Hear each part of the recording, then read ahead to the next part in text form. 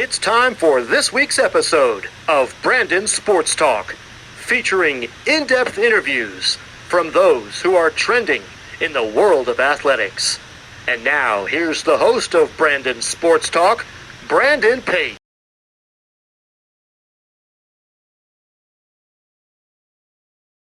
Welcome back to Brandon Sports Talk. In today's episode, I have the privilege to interview the Lindenwood head cycling coach, Coach Julie Carter. How are you doing today? I'm doing well. How are you, Brandon? I'm doing good. Can you talk about how you knew that you wanted to get started in coaching and college cycling? That's a roundabout story because I ultimately had planned specifically not to be a coach, but then just it happened by accident. But that doesn't mean I don't love it because I do. The biggest thing that contributed to it is in 2008, I got a phone call from somebody who had been one of the racers on my semi-professional level cycling team. And they said, "Hey, Julie, there's a job opening for a college coach at the school where I go." And as I was thinking about it, I thought you would be the perfect person to, be the head coach of the cycling team. And I said, "Thanks, but no thanks. That was really sweet of you to think about me." And I, caught up, but let him go and didn't think about it again until he called me back the next day. And he was just like, "Julie, at least agree to look at the job posting." And after he did, then I applied and I don't know, I was led that way and it turned out great. What was your experience like getting to compete professionally in cycling? So back in ancient times, whenever I was a bike racer, is that what we're talking about?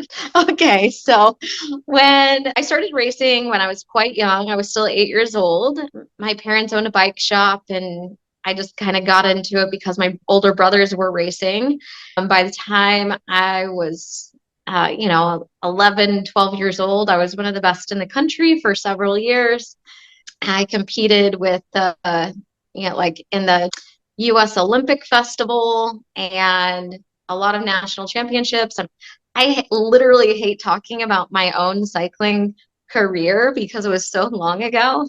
I've had 5 children since then. I have had 2 grandchildren since then. But I do have, I used to be a former national record holder in the time trial and competed at a pretty high level. I just don't like to talk about it that much because it was so long ago. Of course, how have you been able to have your professional career in cycling help you into getting into college coaching? Well, I think that they work together very well because the experience I gained as a racer is something that you can't really use it in any other field other than cycling. That's just a bunch of otherwise useless knowledge. And the reason that I got involved with collegiate cycling, like I said, was because of what's now one of my alums from the school where I used to work contacting me and saying, "Hey, apply for this job." Ultimately, the reason I did decide to get into collegiate coaching rather than more of a professional or semi-professional level like what I was doing before was because of the education aspect. I just feel very passionate about education. It's something that everybody knows that I do feel very passionate about education.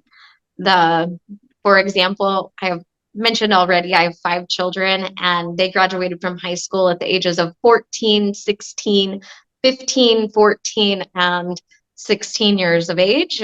For my own children, the ones that I think of all of the kids on the team as my kids too. So all of their accomplishments are just as cool as my own kids' accomplishments. But I just feel very passionately about education. So I think that having that knowledge that would otherwise be useless elsewhere and just the love and passion for education is what brought me into the sport as a college coach. What was your experience like going to Midwestern State and becoming the director of cycling? Well, I had a wonderful time coaching the team. It was quite an experience. It's interesting because my coaching style was so much different then than it is now. That was 2008 to 2012. And whenever I was there, I was in a different point in my career. I had just come out of like the professional, semi-professional racing, coaching, and team directing. And I was much more about perform, like, train, perform, kind of put my thumb on people a little bit to make sure that we're getting the most out of their ability. So my experience there, I just had a lot of life lessons that I wouldn't have otherwise had being in a college. I was surprised by all of the red tape that you have to get through in a college environment, as opposed to whenever you are, running your own team. You have to wait for the yes, you have to wait for the no, you have to supply all of the extra information that you don't normally have to have. And even though there's tons of documentation in a pro and semi-pro level, it's the front end and the back end instead of just the back end. So it was fun, quite an introduction. Of course, what was that transition like from going from coaching on the pro circuit to getting into college coaching? So the transition was not that difficult. Actually, this is too far removed. It was pretty difficult in one way, but in most ways, it was entirely just rewarding. But in one way, it was a little bit challenging. And it was because at a conference level, many of the races, not all of them, but many of them are hosted by the colleges. And some of the teams that are hosting the races where we compete, some of them are varsity teams and other are club teams. And many times the club programs have just student leaders. And whenever you have student leadership hosting a bike race, I don't want to say this in a terribly negative way, because it's not entirely negative in every respect, but the caliber of racing from a logistics standpoint of hosting the race is just a little bit different from going to a UCI stage race and having international competitors and professionals everywhere. So it was just like, wow, this is different. So it was just less fanfare, I'm just going to put it bluntly, I guess, a little bit less organization as well. Whenever, some student athletes are working together in a club setting to put on a bike race, it's probably not quite as well organized as if a professional racing promoter is organizing the race. So that was the biggest challenge, is going from that into collegiate cycling. It was a little bit of a challenge. Of course, what was that traveling from Midwestern State to Lindenwood to become their next head coach? So it's really funny, because whenever I took the job at Midwestern State University, that was 2008. And that same semester of fall 2008, that is when Lindenwood University announced that they were going to have a varsity cycling team. So they had made that transition from club to varsity. And I had lived in the St. Louis area up until I moved to Texas for Midwestern State University. And it was like, what? I move away. And right when I move away, that's when the St. Louis school, St. Charles, Missouri school is going to announce they're going to have a varsity program. So I just thought, wow, that's something that I'll keep my mind on some days. If I want to move back to St. Louis, maybe it can all work out that I can go to Lindenwood and coach there, but back closer to where I want to live. What was that feeling like, coming back home to St. Louis and getting to coach finally at Lindenwood? It was really cool. So there was a lot of change. I thought that if you worked at one school as a varsity coach and then you worked at a different school as a varsity coach, that it would be pretty similar as far as how the processes worked and how everything happened and what the university cares about from like competitive standpoint and results focus versus the, how many student athletes we have on the team, what kind of scholarships we have available. And I just kind of assumed that pretty much if you're a varsity school, you pretty much have about the same kind of wants, needs, desires from an administrative standpoint. So the hardest part was getting used to, oh, wow, I have 4 years of varsity collegiate cycling experience, but I might as well be walking in with 5 minutes of varsity collegiate experience, because I had to learn a completely different system and what was important to Lindenwood University compared to what was important to Midwestern State University. But other than that, like learning the ropes of how the schools were different, I loved it. I mean, coming back to the St. Louis area was wonderful for me. Of course, what has that been like, obviously getting to coach in your hometown, in your home state of St. Louis? Well, I have so many connections here from the sport, from being, I mean, I got involved with the sport as a bike racer beginning in the late 80s, like mid to late 80s. So the connections that I was making are from as far back as my childhood. And I won't say exactly how old I am, but I'm in my mid 40s now. And whenever you have childhood connections through teenage connections, all of these connections here are people that I have. So I've been able to develop a robust system here. I have over 20 volunteer coaches because I have that many connections here to be able to lean on that many people to have them become volunteers for our program.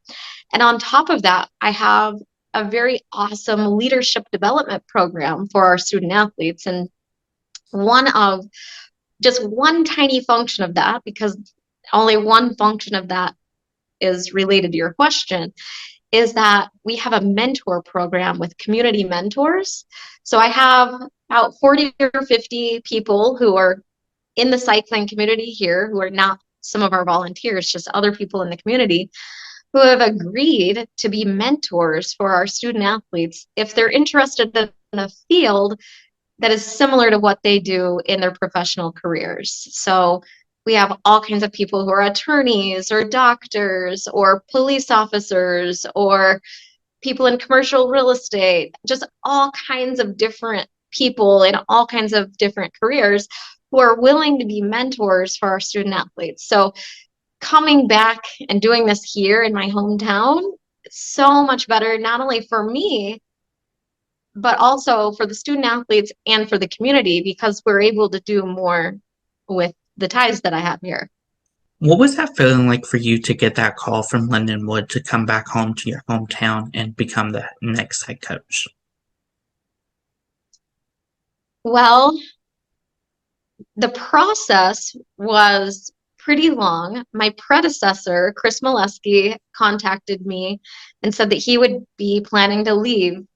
And so whenever he started making his plans to leave, he immediately thought Julie Carter because he knew I wanted to be in St. Louis and he knew that this is, kind of what I wanted to go back to doing again. So uh, when he called me, it wasn't even officially a job posting. And so he started recruiting me almost a year out from when I started here.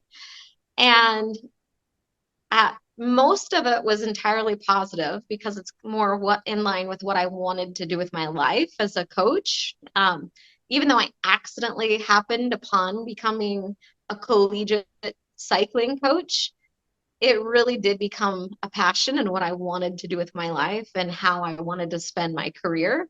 So when he contacted me, everything was positive except for one thing, and it was just the pay. I also kind of dreaded, you know, what I was doing. I actually had a couple of years in between Midwestern State University and Lindenwood University.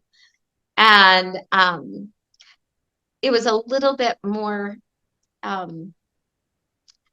it made more sense financially to continue doing the middle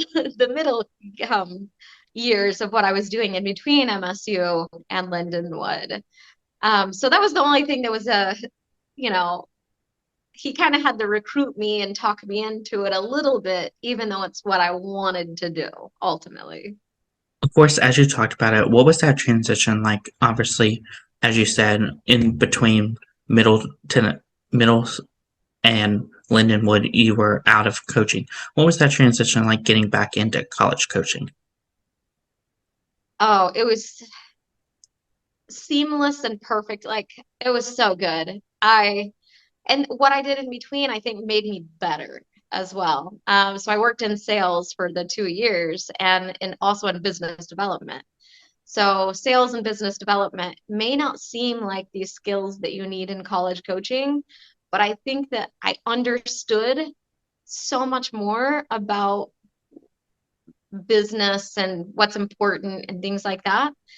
But then I kind of came to Lindenwood and I just used the skills from not only my professional team directing and coaching, and then Midwestern State University coaching and directing, and then my 2 years in business development and sales. And I was kind of able to put all of those things together. And I just think that I do so much better for the students and for the university and for the community. Not basically, I'm seeing the broader picture a little bit more because of it. But as soon as I got here, I was ready to go. Can you talk about, of course, the culture that you've started to build for Lindenwood cycling? Pardon? Can you talk about the culture that you've started to build? Yes. So this is another interesting thing too. So I mentioned earlier that I was kind of perform at Midwestern State University. Let's all train so hard and everything. But here at Lindenwood, I really did a lot of framing in my mind of what the goals are. And because Lindenwood University, of course, cares about results. And of course, we, here at Lindenwood in my 9 years, we've had a lot of national championship titles. But ultimately, the thing that I've recognized for myself of why I love doing what I do, it is actually the relationships.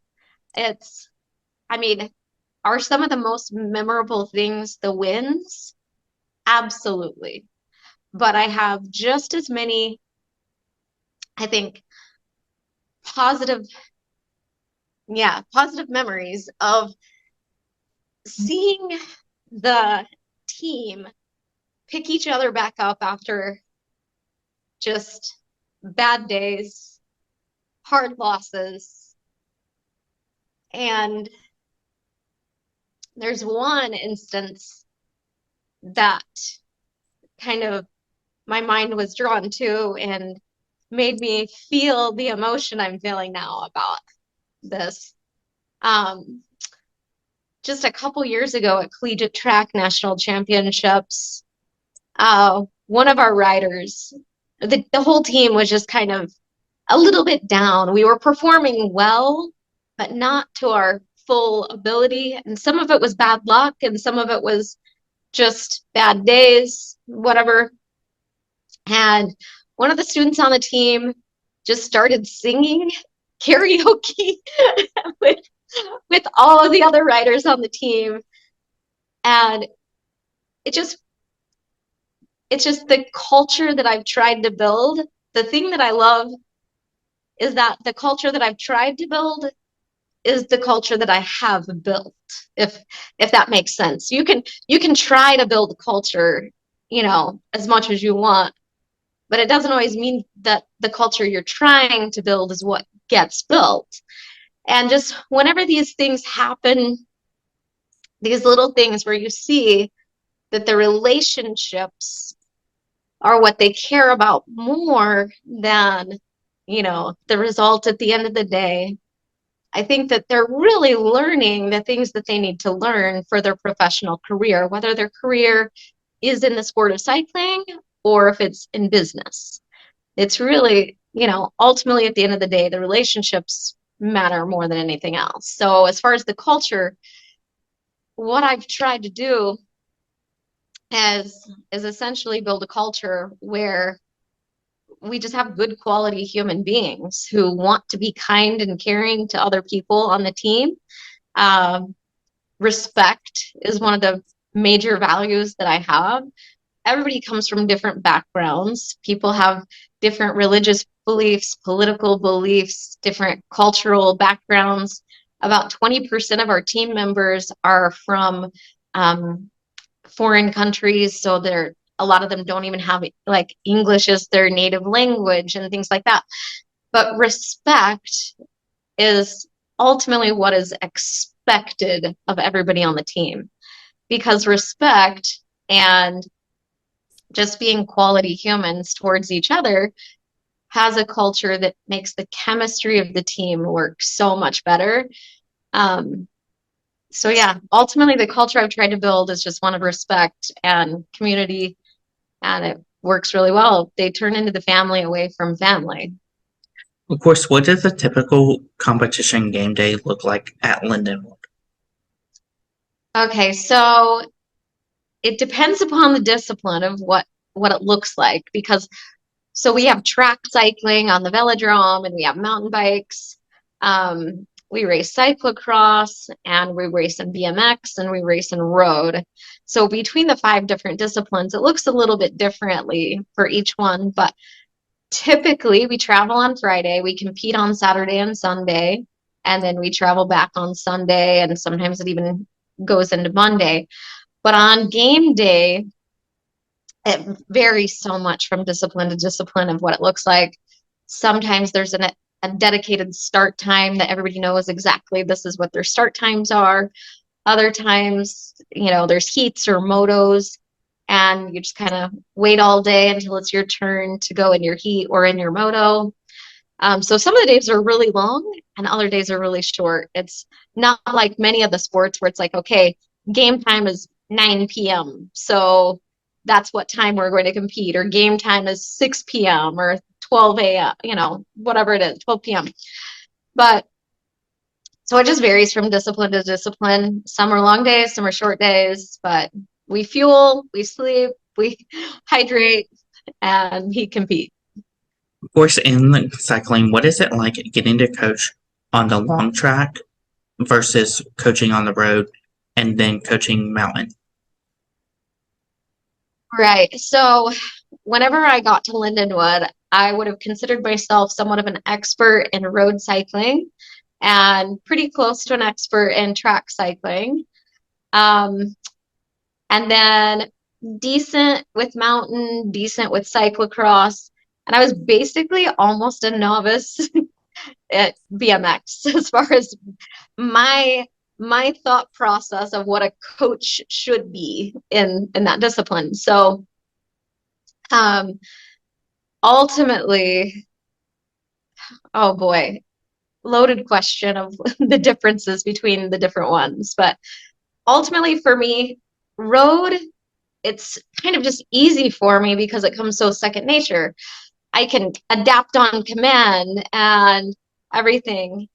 But at the same time, there's such a seriousness about the day because it's been something that, I've had decades of my life dedicated to road cycling. So even though it's kind of like easy for me to pull out of my brain what to do, how to do it, when to do it, at the same time, there's that seriousness that makes it a more serious day. Whereas in some of the other disciplines, it's not that I'm not serious about the riders, but like, for example, we have a guy who just graduated. He was on the team, Joey Lito. He just won the BMX Collegiate National Championships.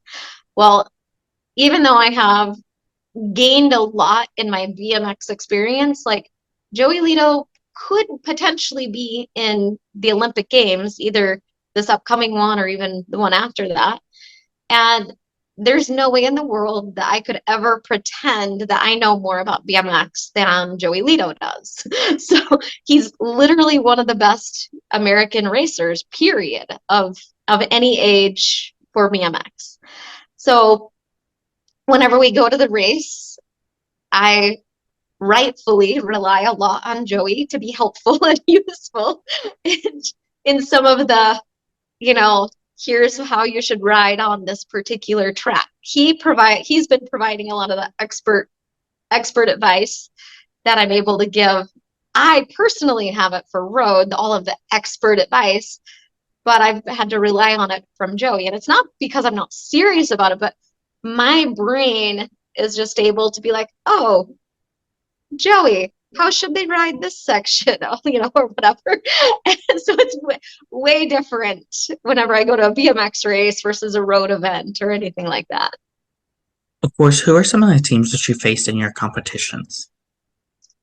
So in our competitions, within our conference, there's a team, Marian University. For many years, they were ranked the #1 collegiate cycling program in the United States, and it's only recently that they've been number 2. I think the last 2 years they were ranked number 2 in the US. So they're a team that we see almost every single race that we do, whether it's a conference race or a national championship race. We actually love having Marian University in our conference because we get quality competition at all of the races that we do, whether it's just only a conference race or if it's a national championship race. And we're good sports. So I think that we hate to love each other, but we do love each other. And I've always had great relationships with their coaches, both the current and past ones that they've had. The other schools in our conference, I mean, we have Michigan State, Michigan Tech, University of Michigan, several Ohio schools are part of our conference. We have, oh gosh, there's just so many. Our conference is basically every university with a cycling program in Michigan, Wisconsin, Illinois, Missouri, Indiana, Ohio, and I think I didn't mention Missouri, but Missouri, obviously, where we are too. So it's a lot of universities that are within our conference that we're racing with at that level. But then at a national level, there are a lot of schools that we compete with regularly as well. Lindsey Wilson College and Colorado Mesa University and Fort Lewis College. They're among some of the top programs that we're competing with. What is that home game atmosphere like at Lindenwood? Well, our home competitions, because they're not physically hosted on our campus, like our road events are held off where it's a safer area for hosting a race that is completely out in a rural area. We have, the dynamic is a little bit different. It's not like we have 50,000 fans showing up or 10,000 fans or 200 fans showing up, but we mostly just have our volunteers and the parents of the student athletes on the team that are coming. And it's just pretty basic. I mean, we just have a small support system of people at the home competitions. Sometimes a few other students choose to go out, but usually it's not it's not like we're in football or basketball. Of course, what does that recruitment process look like for those prospective cycling student athletes? So the recruitment process is basically, for some of them, I'm actively seeking after specific people, and other ones, they contact me.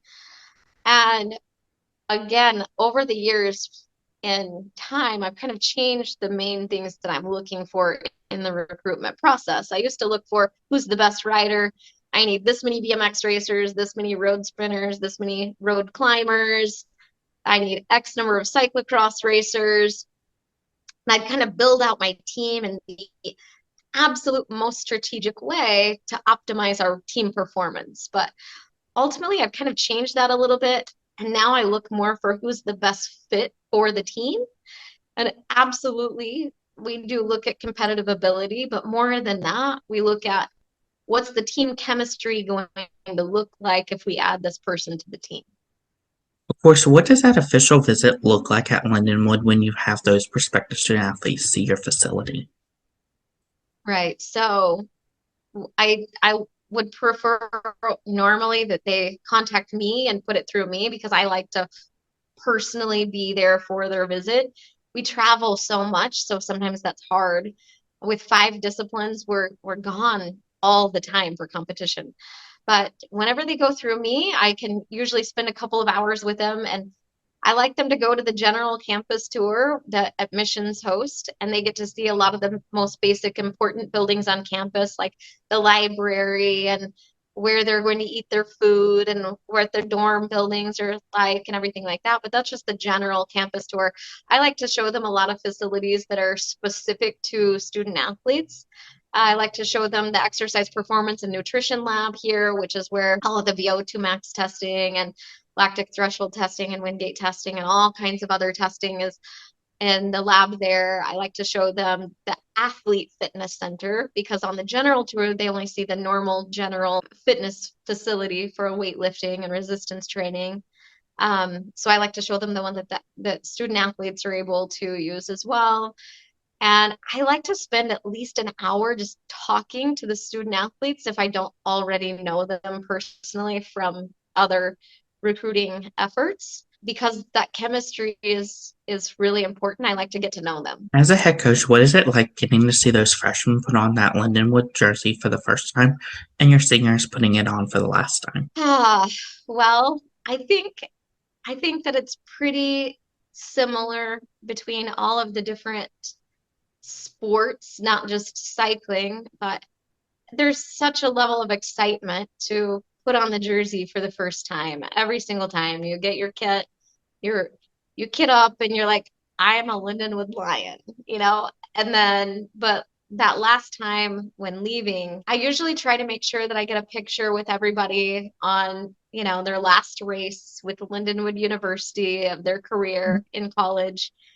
And it's so sad. And it's a good thing that there's always a such thing as freshmen because losing the seniors is so hard.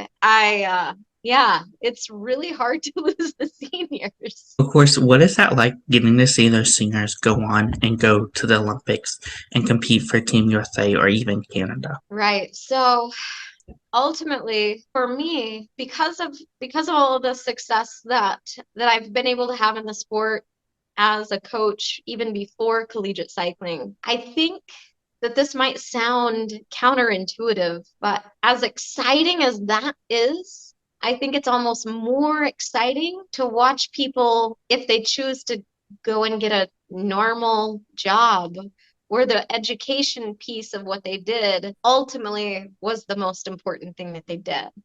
And like I said, I'm not acting like going and representing to the national team or going to the Olympics isn't incredible because wow, that is so awesome and such such a privilege and honor. I mean, a lot of things work together right for that to happen on top of all of the training. So as phenomenal as that those moments are, I think just whenever people go out and they land their first job, I am just as excited about their first job that they land straight out of college. It's so cool. Like that education you got a job. That's important.